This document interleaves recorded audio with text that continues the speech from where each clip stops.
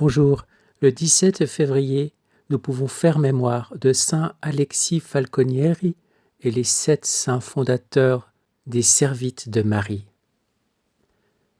Au XIIIe siècle, Florence était une ville puissante, agitée par les rivalités politiques et l'essor du commerce. C'est dans ce monde actif et prospère que vivaient 7 marchands liés par une profonde amitié spirituelle. Tous étaient des hommes établis, respectés, insérés dans la vie économique florissante de leur cité. Rien extérieurement ne les destinait à une rupture radicale avec le monde. Pourtant, une même soif intérieure les habitait. Dans une époque marquée par de grands mouvements de renouveau spirituel, celle de saint François d'Assise et de saint Dominique, ils ressentaient l'appel à une vie plus totalement donnée à Dieu.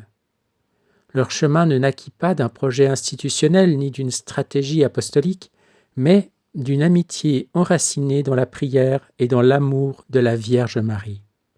Vers 1233, ils décidèrent ensemble de quitter leurs affaires et leurs richesses. Ils se retirèrent d'abord hors de Florence, vivant simplement dans le silence, la prière et le travail manuel. Pour s'unir davantage aux pauvres, ils mendiaient eux-mêmes leur nourriture, acceptant l'humiliation de ceux qui se souvenaient de leur ancienne prospérité. Ce choix n'était pas une fuite du monde, mais une manière d'entrer plus profondément dans le mystère du Christ pauvre et humble. Peu à peu, leur vie fraternelle attira l'attention.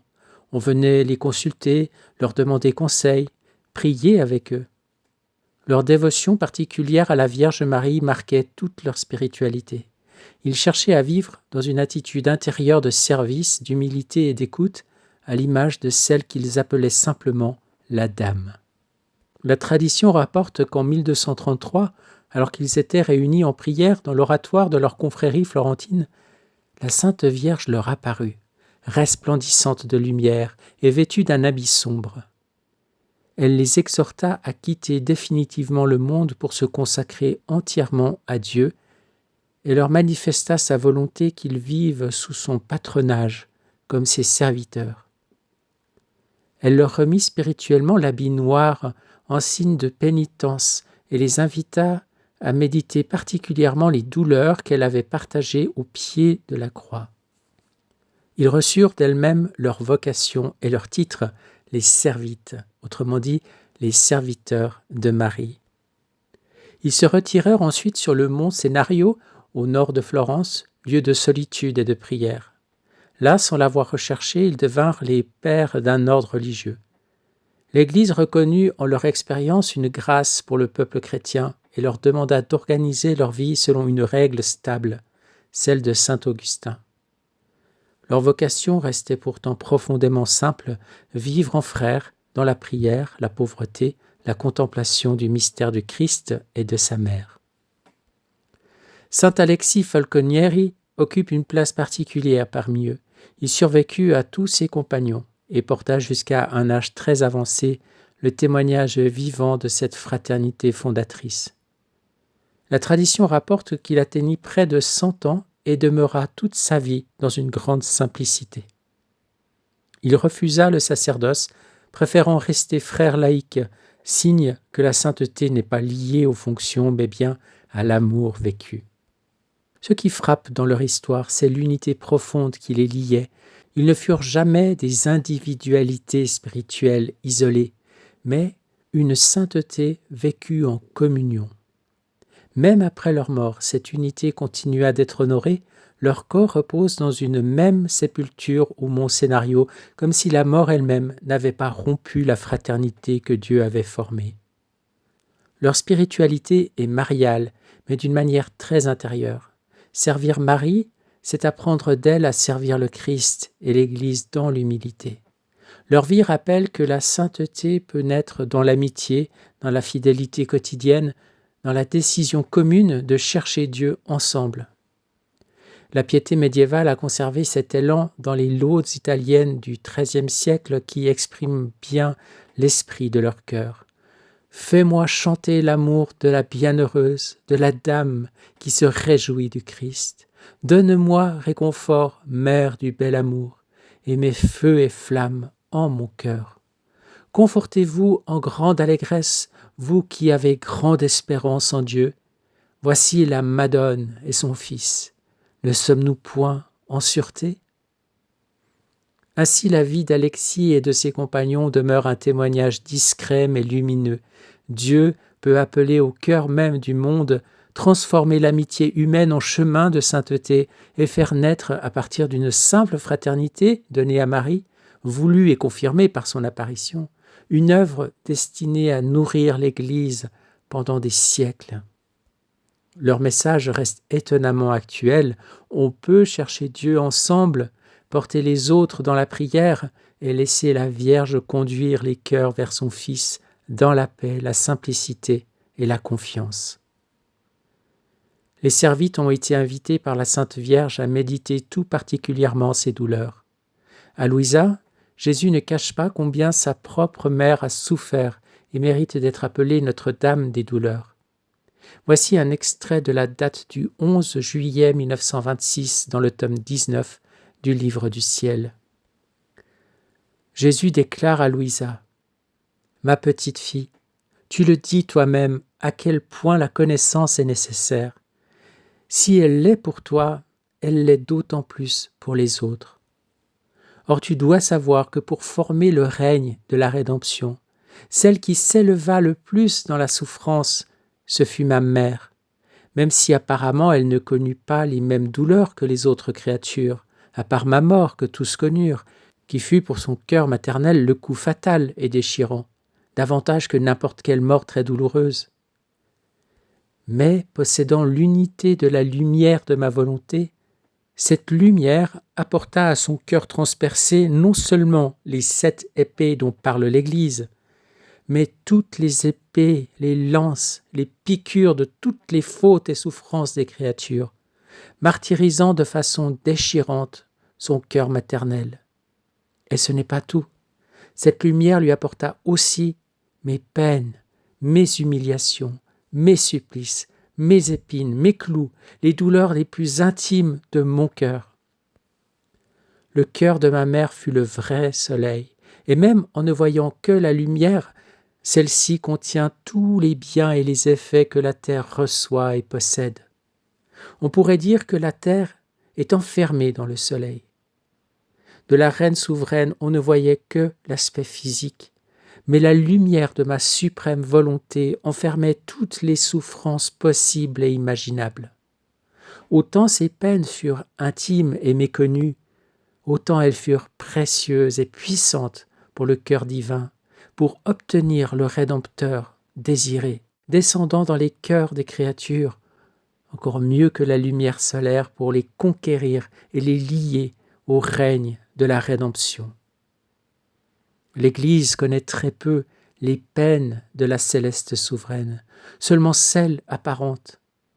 C'est pourquoi on a dénombré 7 épées, mais si elle avait su que son cœur maternel était le refuge, le dépositaire de toutes les souffrances, puisque la lumière lui apporta tout, ne l'épargnant d'aucune façon, l'Église n'aurait jamais parlé de 7, mais de millions d'épées, d'autant plus s'agissant de peines intimes dont seul Dieu en connaît l'intensité.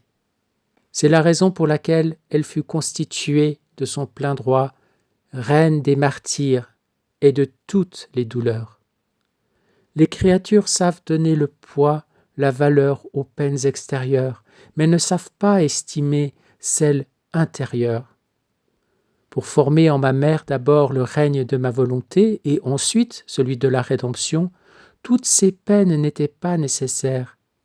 Elle étant exempte de faute, l'héritage des douleurs n'était pas pour elle. Son héritage fut le règne de ma volonté. Mais pour pouvoir donner aux créatures le règne de la rédemption, elle dut s'assujettir à autant de peines. Ainsi, les fruits de la rédemption mûrirent dans le règne de ma volonté que nous possédions, ma mère et moi. Il n'existe pas de choses belles, bonnes et utiles qui ne sortent pas de ma volonté. Mon humanité vint unie à la reine souveraine. Elle resta cachée en moi, dans mes souffrances, mes peines. Et c'est la raison pour laquelle on connaît peu à propos d'elle. Mais concernant mon humanité, il fut nécessaire d'éventer ce que j'ai fait, souffert et aimé. Si rien n'avait été divulgué, je n'aurais jamais pu former le règne de la rédemption. La connaissance de mes peines et de mon amour ont été l'aimant, l'éperon, l'incitation, la lumière pour inciter les âmes à venir prendre les remèdes, les biens qu'elle contient.